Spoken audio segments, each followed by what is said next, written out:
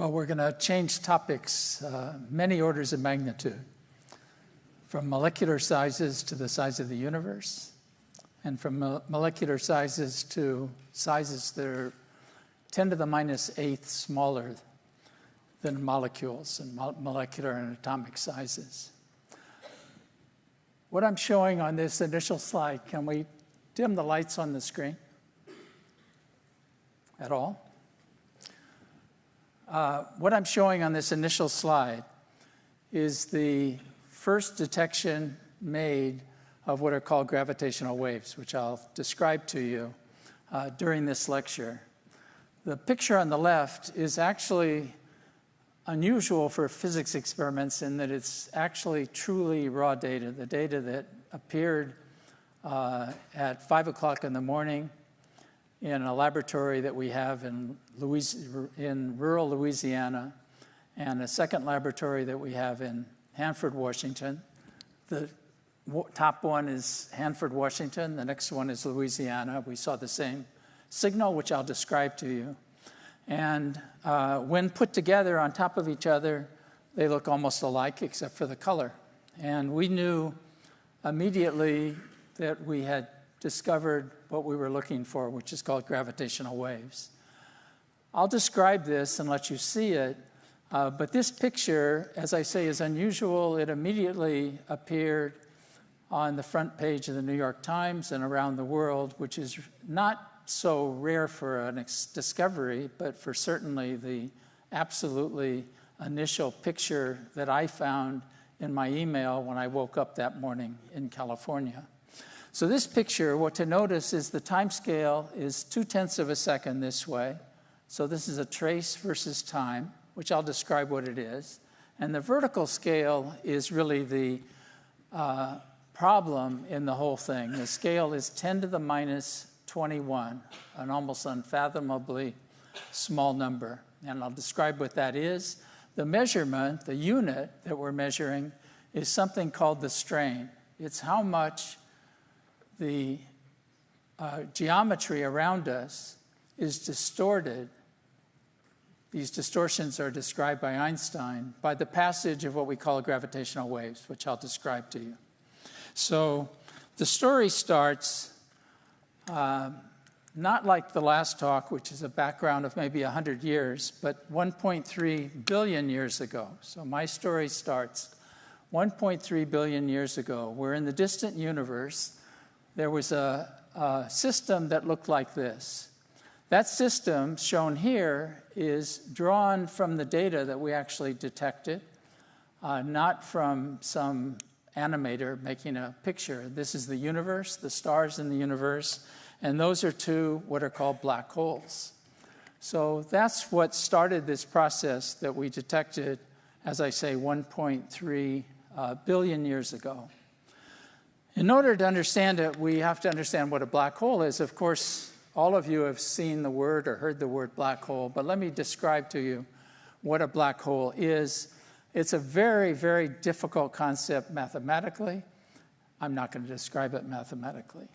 It's actually a physical concept. The physical concept is that there's a region of space where matter is so dense and gravity so strong that nothing can emerge, not even light.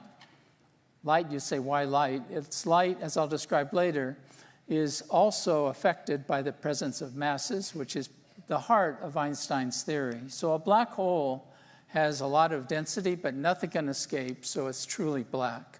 That's mathematically a concept of where you get such a strong force, and we know how to calculate that, but that's what it is physically. It happens when a very large star collapses. So what is the process of a star collapsing? A star, like our sun, burns by a nuclear process called fusion. Same process that people use to talk about nuclear fusion as energy or a bomb, but it's basically the process by which nuclear matter interacts with each other and causes the fusion process. In the sun, or in any star, it starts by the light elements burning each other up or interacting in a nuclear process. Slowly, That creates the light, that creates the heat that we see from the sun.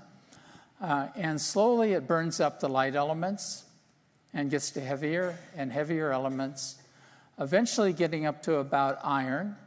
And iron is as high as you can go and still have the nuclear fusion process. So by the time you get to iron, you're running out of fuel. As you run out of fuel, the counterforce is that gravity is trying to pull all the matter in the sun together. And at that point, gravity wins. A star collapses by the pull of gravity. We call it a supernova when you read your newspaper.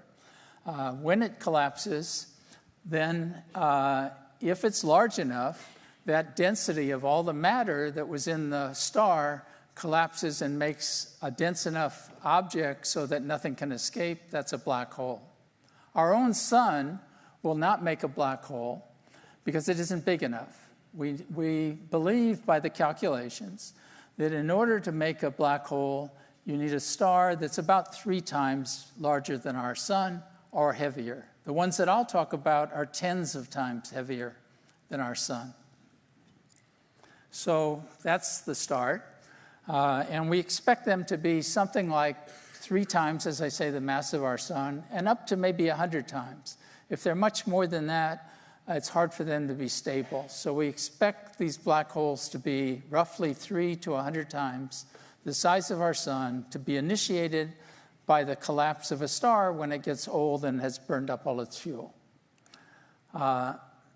There's another kind of black hole, because a black hole is a concept that we have for where gravity is so strong. And so when you read your newspapers and see about black holes, there's also a black holes that we talk about at the center of our galaxy, or any galaxy. And those are extremely heavy, and we don't know how they're made, but probably in the process of creating the galaxy. Today I'm going to talk about the lighter ones, because that's the ones that we found, but not so light, much heavier than our own sun. Okay, so what did we stuck? Okay, so the scale of now what I'm going to talk about, I'll put on the scale of Singapore and Malaysia. So the effect that I'm going to show you that we actually detected for these black holes, I'm going to superpose on this map. Singapore being here and Kuala Lumpur here, which is about the distance apart. When we detected these 2 black holes, which is the signal that I showed you, we had 2 black objects about the size of the black objects here, not much bigger than the city of Singapore itself, separated 2 of them by the distance between Singapore and Kuala Lumpur, 1.3 billion light years away, and going around each other at about half the speed of light, almost an impossible thing to visualize as actually happening. The mass of one of these, just to put it into perspective, that we detected were about 30 times the mass of our sun. That means 10 million times the mass of the Earth compacted into a space about the size of Singapore. And that has enough gravitational strength so that anything inside of it could never get out, and that's a black hole. But these are 2 black holes like the Earth and the Moon, or the Earth and the Sun going around each other, captured around each other in an orbit. So they're going around each other. This is actually a computerized recreation of what we observed. 2 black holes going around each other. The disturbance that you're seeing of all the galaxies and stars around it is the bending of the light of them as they go around these black objects, something that also happens in Einstein's theory. They come together, make one object wiggle down.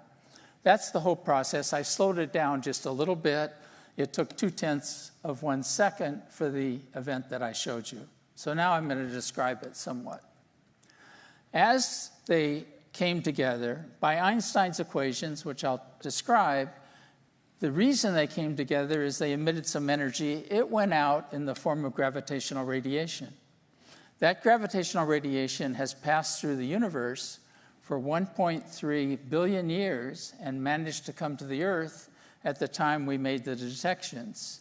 The effect, which is very small and exaggerated in this picture, is that as they pass through the Earth, They distort the space around the Earth, or the Earth itself, and we detect that distortion, exaggerated in this picture. So that's the problem. We can't see the distortions on the Earth itself, so we created an instrument that actually detects that. That's called LIGO, and it's a large, what we call interferometer, which I'll describe just a little bit. There's two of these, and I'll describe also why there are two of these. This picture here is a picture of the instrument in Hanford, Washington, and the length and size of it is about 4 kilometers along each of these arms. And this is something called an interferometer, which I'll describe, that measures this distortion of space and time as the gravitational wave passes through the Earth. Okay, so to continue the story of what we observed before I describe how we did it, on September 14th, 2015, this collision of two black holes that happened 1.3 billion years ago had passed through the universe, come to the southern hemisphere, and passed through somewhere in this picture here. We know that from the recreation of the data that we have. By the time and the detailed shape of the signal that reached Louisiana, and then 7 milliseconds later, Hanford, Washington. So 20 milliseconds after it went through the southern hemisphere, this signal appeared, which is what I showed in the title graph, in Livingston, Louisiana. You'll notice it's wiggly. The reason it's a little jagged is just our ability to see it is limited by just noise in the system. We can barely see it. It gets narrower and narrower and taller and eventually ends. This is the merger when they're further apart, coming closer together, and then merge. 7 milliseconds after that, we saw a second signal in Hanford, Washington, that looks, at least qualitatively, except for the color, the same as the first one. So that's what we observed. I then show it with a line through it, which you can barely see. That line is drawn through it with no changes, no treating the data in any special way, just using Einstein's equations to draw what he predicts gravitational waves would look like. You can barely see the line, and that tells you that the prediction of Einstein was almost as good as it could possibly be, right from the beginning, with no treating of data, with no computer programs, with nothing other than taking Einstein's equations and looking at what would happen if two black holes made a signal when they merged together like I calculated. So let's talk about the science a little bit. We all learned about gravity from the time we were little kids. And we were taught gravity in the way the human race was taught gravity by maybe the most important physicist of all time, Sir Isaac Newton. In 1687, he wrote a book which is very famous called the Principia.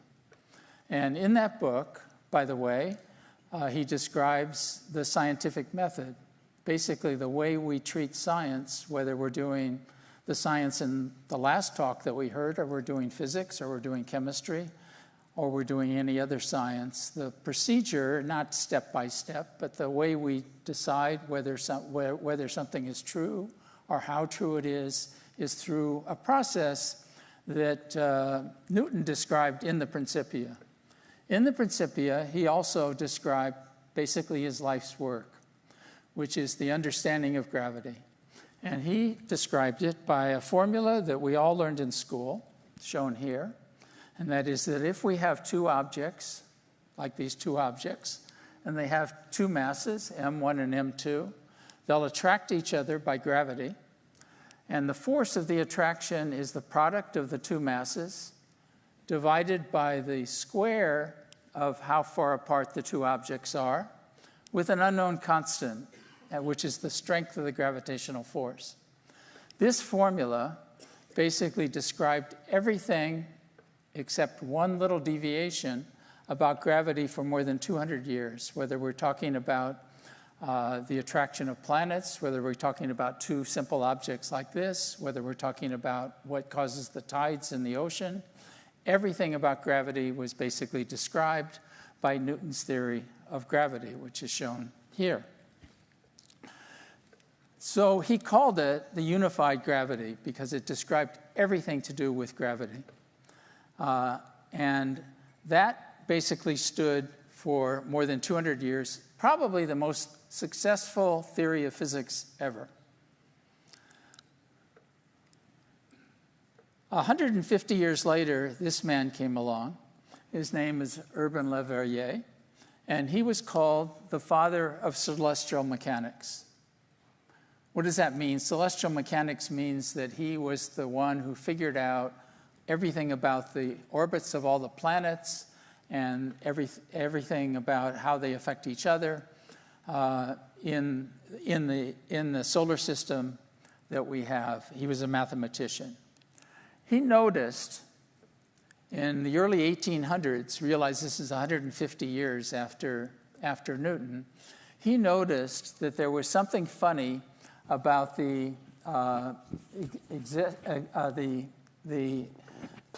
orbit of the planet Uranus.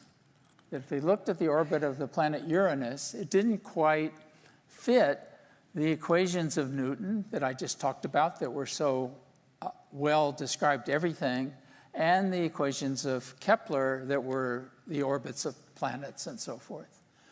This deviation was rather small. He was a clever man, and he decided that probably the theories were right, and what was missing is that there was a planet that had not been seen that was causing the calculation of the orbit to not quite work. He then worked the problem backwards and determined where the planet would have to be, how big it would have to be, if the equations of Newton and Kepler were correct. And in fact, he then came up with a prediction that there was a missing planet. He named it Neptune. He sent a letter from Paris to Berlin, where there was an astronomer that he trusted and knew. And he gave the letter 5 days to get there. And when the letter arrived, the astronomer was asked to take a look at the sky in a certain position. And indeed, he did that, and he discovered the planet Neptune. So still, at that point, the 1820s, nothing anywhere had deviated from Newton's theory of gravity. It was completely correct as far as we could tell. The one deviation had been solved. About 20 years later, Le Verrier noticed, again, looking in more detail, a smaller effect, but another deviation from the equations of Newton, and that is the equation of Mercury around the sun.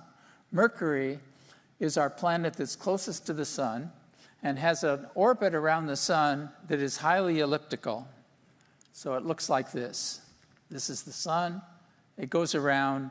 Because of the positions and the gravitational pull of all the other objects around the sun, when it comes around, it's kicked to a slightly different position. So it moves from here to here to here each time around.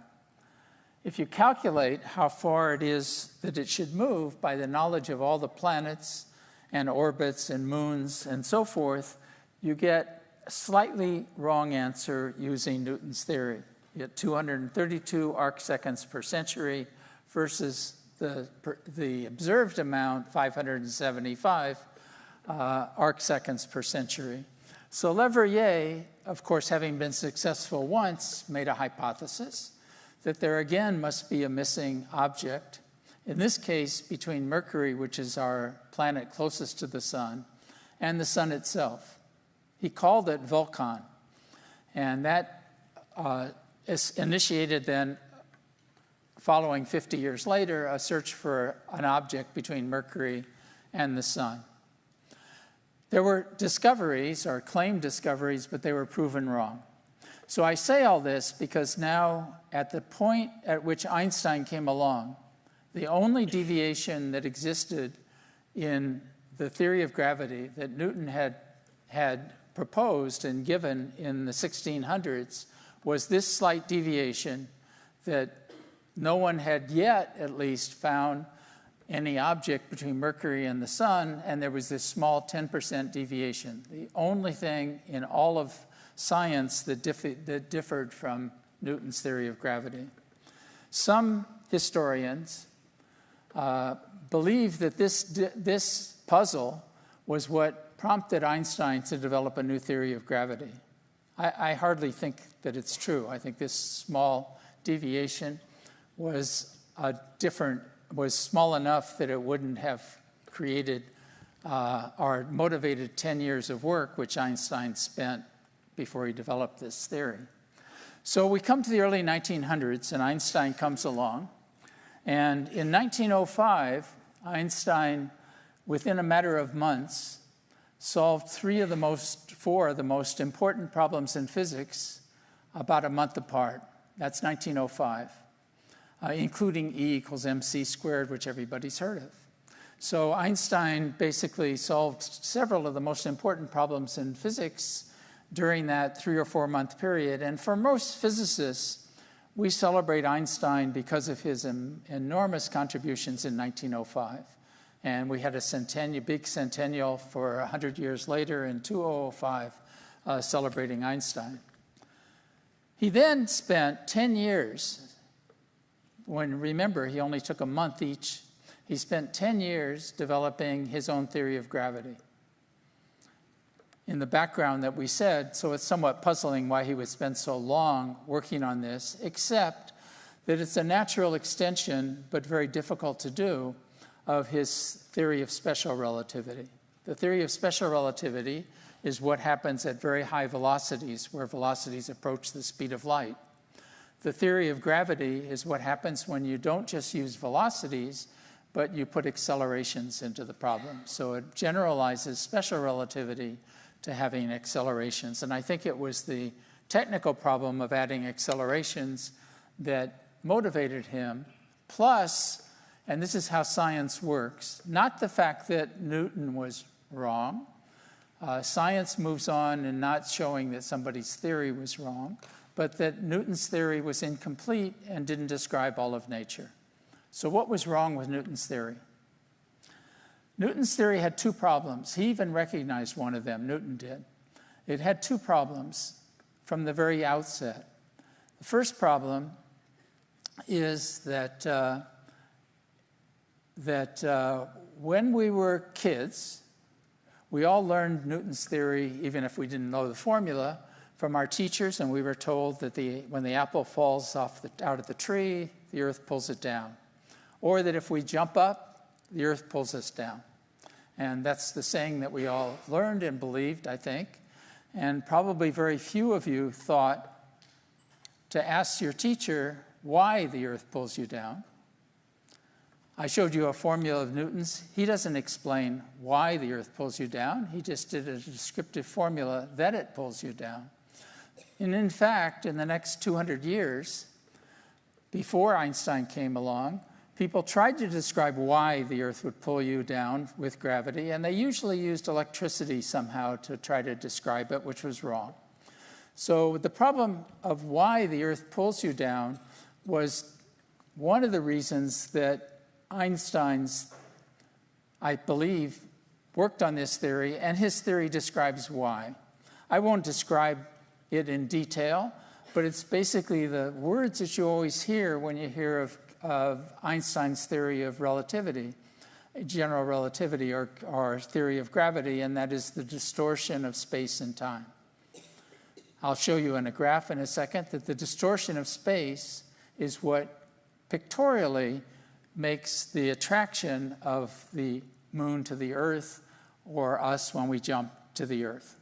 So this is the equivalent formula, which I won't describe because this is not a very technical lecture, but I wanted to put a formula equivalent to what Newton did, except what makes this so difficult is that what Einstein did conceptually is unify space and time. We all know that space is 3 dimensions, x, y, z, and now we have time. We have 4 dimensions. So we put it together in one word, space-time, and If I put that into Microsoft Word, it tells me it's misspelled, but Einstein put it together. And that basically creates a very difficult problem mathematically. Once you put space and time together, it makes it maybe conceptually sound possible to do it, but when you actually try to calculate almost anything, it becomes very difficult. And of course, visually, it's very difficult. So here is a picture for the purpose of just illustrating how distorting space can affect and pull and cause something like gravity. So this is the Earth. This is the sun. This is the Earth. I draw below it a grid of the space around it. So in the presence of the Earth, of the sun, the space is distorted. Also, at any point along here, time is also distorted. And this is the Earth, and it has a little distortion also of space. You might think of this bottom is like a trampoline. So if I have a trampoline and I put something heavy on it, like a bowling ball, it'll distort the space that was two-dimensional in that case, around it. If I then put a marble, or in this case the Earth, on the outside, in the presence of this, it'll fall toward the big object that you put in the middle. So you can visualize, at least in 2 dimensions, what happens. If I have a trampoline and I put a marble on it, nothing happens. If I put a bowling ball in the middle and then put a marble on, it'll roll toward the bowling ball.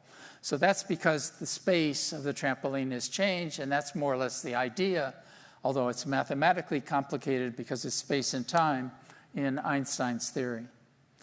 Einstein then did the calculation of the planet Mercury around the sun and had the first success in that he got the right answer instead of being 10% off like Newton was. That's not good enough to throw away maybe the most successful theory of all time, but almost any theory in, say, theoretical physics. When someone has a new theory for some reason, it may solve problems in the old theory, but generally, before we'll accept some new theory, it describes something that we didn't have before. In this case, Einstein's theory solved the problem that Newton's theory had, that is describing why the objects would be attracted. We didn't know that when our teacher told us, and Newton didn't know that. But it also should predict something new. And his theory does predict something new. That is that basically light, because of the fact that space is curved, it doesn't care whether an object that comes near the curvature of space and time around the sun, say, is massive or has no mass. And therefore, if a beam of light comes past the sun, it'll bend because it'll follow this curvature. And that was a new concept, that light would bend. Einstein then basically proposed that it would bend, calculated exactly how much it would bend, and made a proposal that the next visible eclipse of the sun, one could observe the stars that went behind the sun while it was eclipsed and see the bending of light.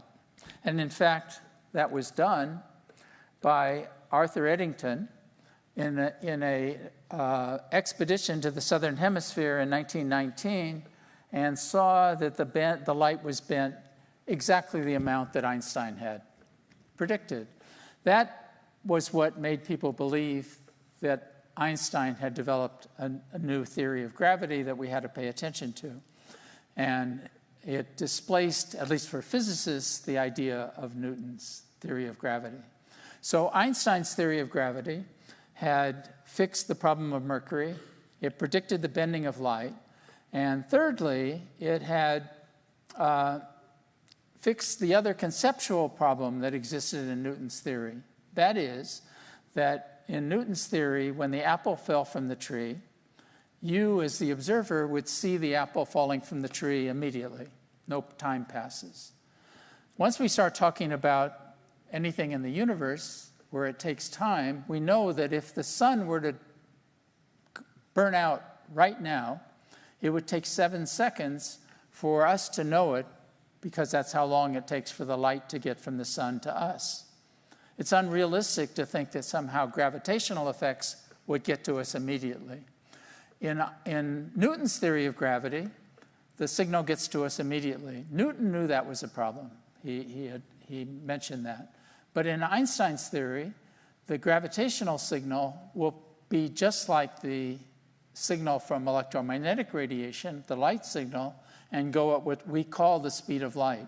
The speed of light is the speed also of gravity. It's called the speed of light because we saw light first. If that's true, then it would take 7 seconds to know about the gravitational signal from the sun, and it took, in our case, 1.3 billion years, because that's the speed of light, for the gravitational signal to come to us from two black holes that collided in the distant universe. So that's the idea.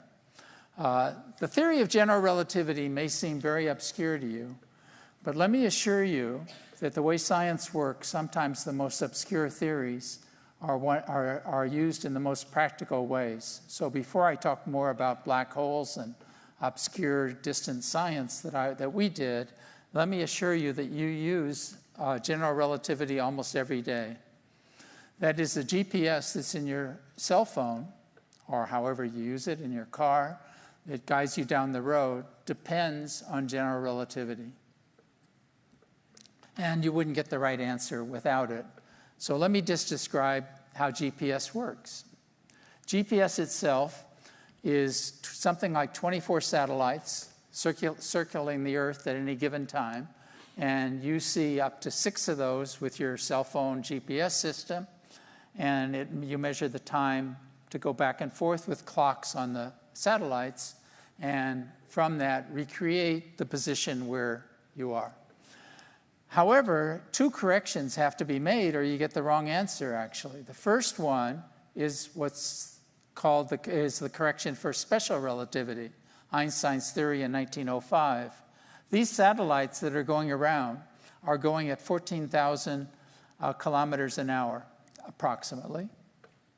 And when we learn special relativity, one of the first rules that we learn is that if you have a clock, it's on a train or something moving very fast, that the moving clock actually slows down a little bit. It ticks more slowly. And we know how to do that mathematically. So it ticks more slowly. We have to correct for that. We put these satellites up. They're going at a certain speed.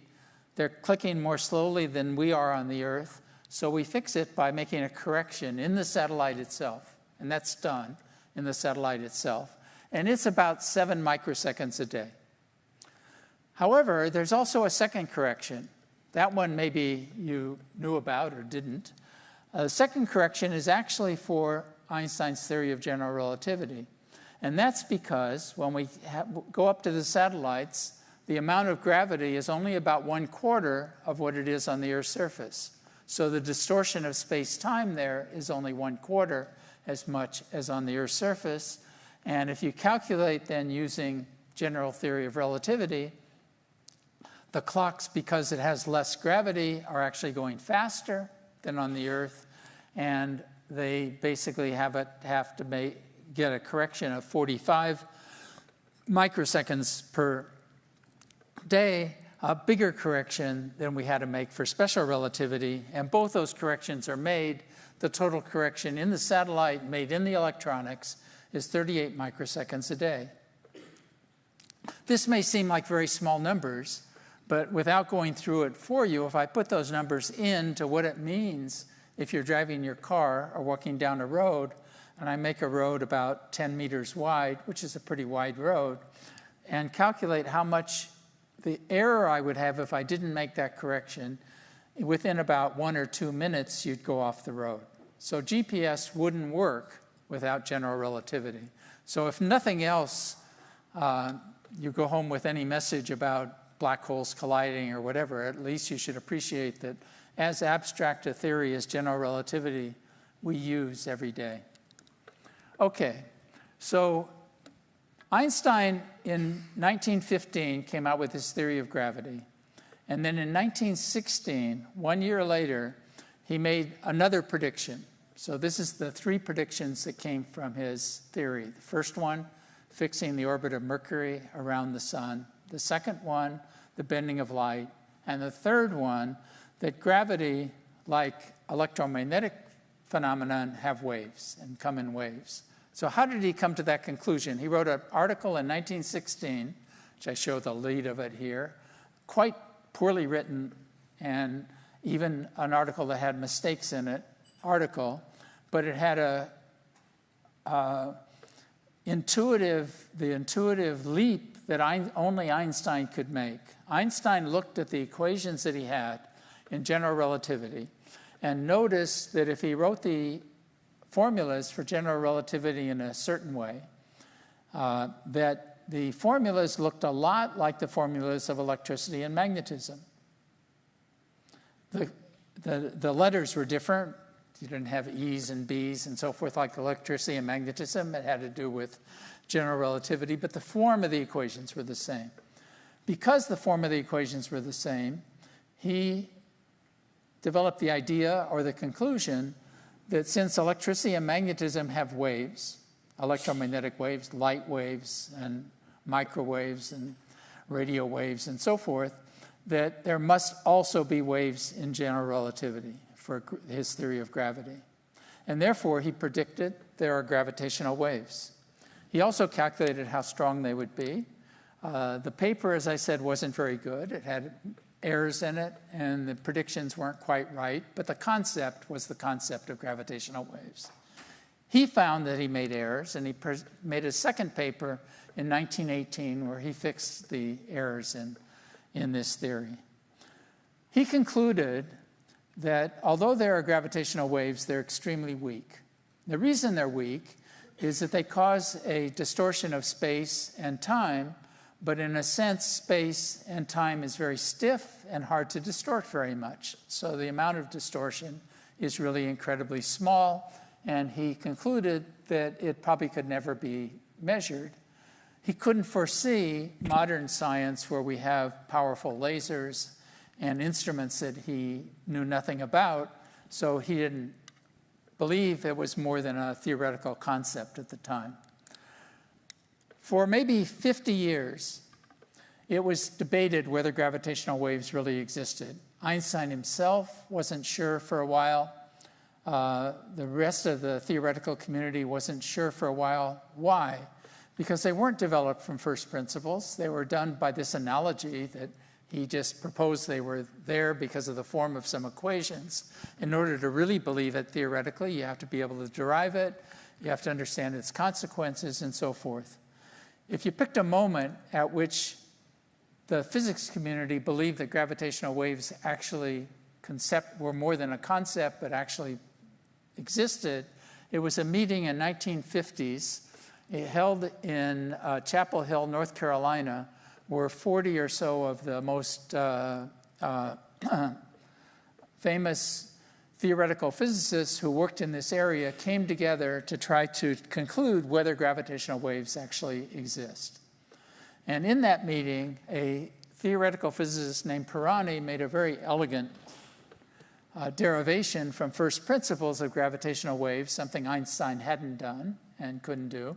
So that made it more on a theoretical foundation that it was actually derived that there were waves. And then Richard Feynman, who was at that meeting, said that if gravitational waves actually exist, they have to be able to transfer energy just like any other waves. Electromagnetic waves, we get heat from the sun's light. So we transfer energy to ourselves in that case. So it has to be able to transfer energy. Feynman made a little sample conceptual experiment of how the energy could be transferred. And that is, if you have a bar and you have two rings on it and a gravitational wave goes through the bar, it distorts the bar a little bit, remembering distorting space. That creates a little friction. That friction is heat that it transfers to the little rings. And that physical concept plus the theoretical derivation meant that the physics community, at least the theoretical community, started believing that gravitational waves must exist, and that was just about the late 1950s. It took us more than 60 more years before we finally could see it experimentally. So let's look at what it does And what the challenge is experimentally to actually see gravitational waves. So what are they first? Gravitational waves are like electromagnetic waves, except they don't have some object that carries with it. You all know that electromagnetic waves have something we call photons that are the carrier of the electromagnetic waves. So we have photons, something we can actually scatter against things and so forth if we want, or we just see the waves themselves.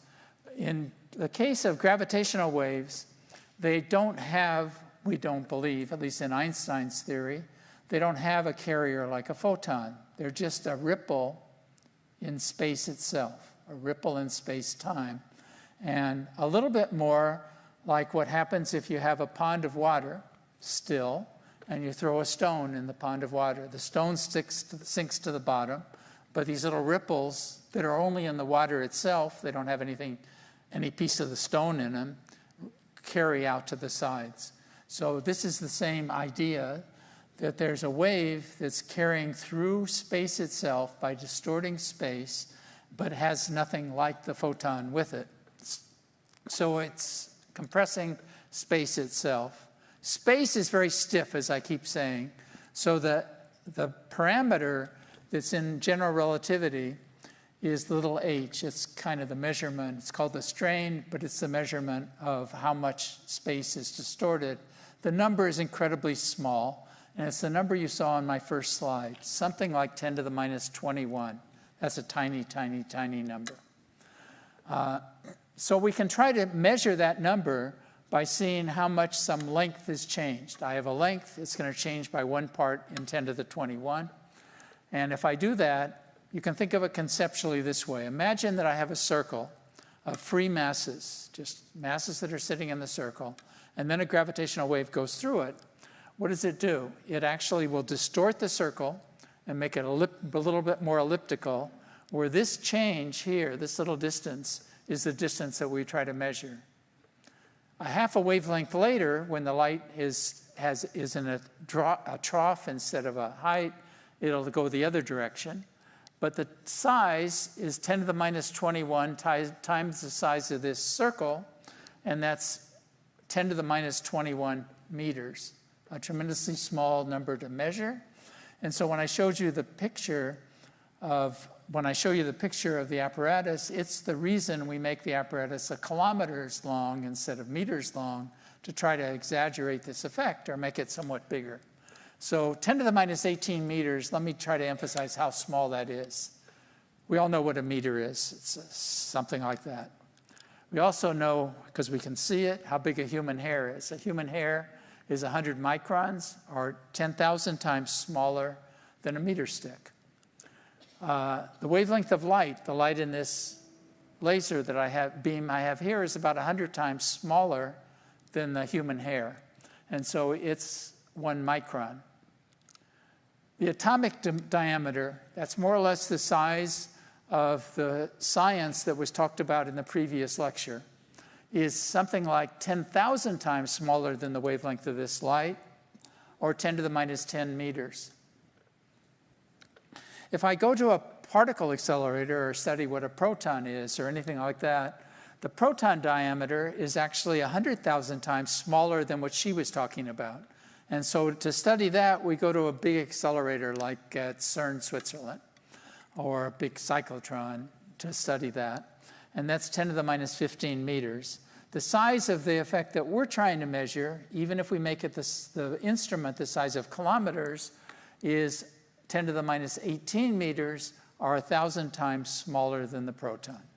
So that's why it took so long to measure it, is we have to measure something that is incredibly small. So space distorts around you if a gravitational wave goes through you, but not so that it affects things very much. We use an instrumental method, which is common in science, that if we're, certainly in physics, if we're trying to measure something accurately, it turns out it's very difficult.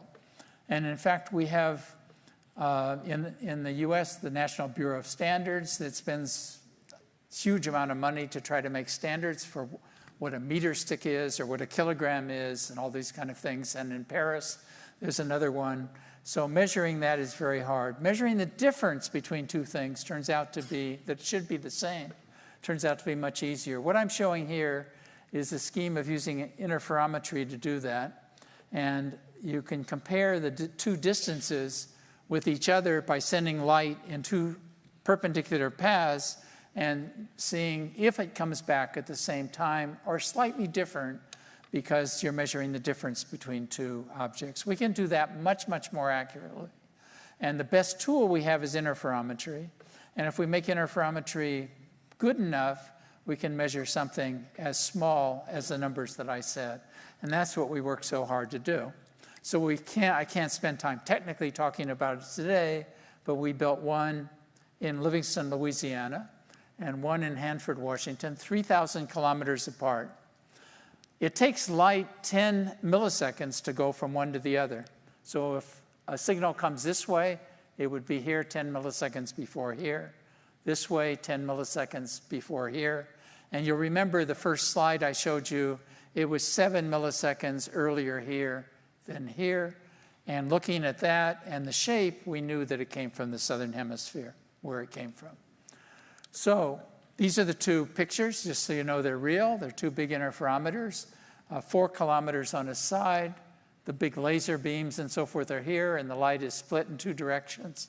And what we're looking for is the length in the two directions to become slightly different from each other. And that we saw when we saw this signal, which I showed here. And it corresponded to when the signal was out here, two objects going around each other, which were about as far apart as Kuala Lumpur and Singapore. As they came closer together, the signal gets narrower and bigger. They merge together, that's the part in here, and eventually they're one object. And that was this signal here. That signal is velocities that are shown here that are, by the time they merge together here, are more than half the speed of light. Since that initial observation, we've seen 10 more observations of black holes that are merging together with our instrument as we make it more and more sensitive. They're all a little different from each other. So the science now, for us, now that we saw gravitational waves, is to understand the science of the general relativity and how well it works, and the science of what are these objects that were never seen because they didn't give any light in any sort of telescope or astronomical method. These all look a little different from each other, as you see, so that we get an array of ones of different masses and different distances that we've observed. So since the original observation in 2015, we've observed a total of 10 events of black holes annihilating at different distances and different speeds. Using that, we can compare with the formulas of Einstein and ask how accurate are they? We see no difference yet. We hope to test it much, much more accurately in the future, but at this point, we know to 1 part in 10 to the 22 that Einstein's theory is correct. And in fact, we use this to make a limit on how massive a particle could be transported. I said there is nothing like the photon with it, but we actually are measuring that because if there was something carrying the gravitational signal, it would change this shape a little bit. So we know it's lighter than 10 to the minus 22 electron volts per c squared. So what have we concluded from this? I'm coming to a conclusion now. First, in telescopes, we've never been able to see these black holes at all because they don't emit any light. So we've already seen something new astronomically by looking at gravitational waves. First, that binary, that is, two black hole systems exist. That wasn't known before, that we have two black holes that actually orbit each other just like we have planets that orbit the sun. Secondly, they formed somehow into these binary pairs, that they merged, because we've seen them merge, we've seen 10 examples now, within the lifetime of the universe, and that they're very heavy. They're 20 solar masses or more. That was very surprising for astronomers because stars that would make black holes aren't very stable if they're much more than 10 or 20 times the mass of our sun. So where are we? We've made a discovery of black holes. We made a discovery that gravitational waves exist. We now are starting to study other phenomena that give gravitational waves. We've seen the merger of what are called neutron stars. As we move into the future, we can use gravitational waves to study, for example, signals from the early universe, which is something that can't be done very well with electromagnetic radiation because it's absorbed. So we've made the first studies of astronomy using a new way of looking at the sky. It's a little bit like Galileo in the 1607 or 1608, when for the first time he took lenses that had been made for glasses, at that point made for glasses, and made them into a telescope and looked at the planet Jupiter. That was the beginning of modern astronomy. The first time we studied the universe with an instrument that wasn't just our eyes. So using the first telescope, he looked at the planet Jupiter and he saw that it had 4 moons. That wasn't known before. That was the beginning of modern astronomy. We now know a tremendous amount about the universe with the astronomy of electromagnetic waves. We now have, for the first time, seen a different phenomenon to look at the universe, that is gravity itself, our gravitational waves. And in a sense, we're in the same position that Galileo was in the 1600s. We've seen the first things that can give us signals, and we look forward now to pursuing this science to study the science of the universe in a very different way. And I'll close with that. Thank you.